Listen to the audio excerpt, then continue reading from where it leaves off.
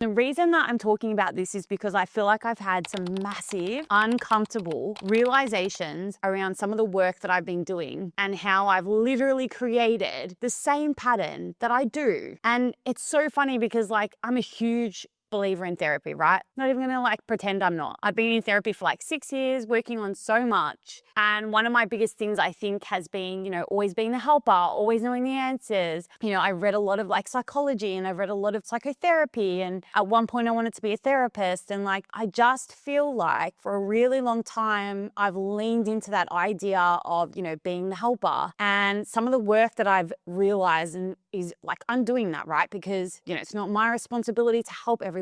I can't physically help everybody. I can't mentally help everybody. And also, I think like there's reasons for why we jump into the things that we do, like reasons why we get into the professions that we get into. And I think one of the things I'm learning is that, helping and doing that, one of the biggest things has been, the response that I get from people, the appreciation, like the being liked, it doesn't necessarily, I just want to get to it. So that's something that I'm looking at the moment. And I wanted to know, do you have that as well? Do you find that you're like, you get to this stage and you're like, I've literally just put myself in the exact same position, but in a different way?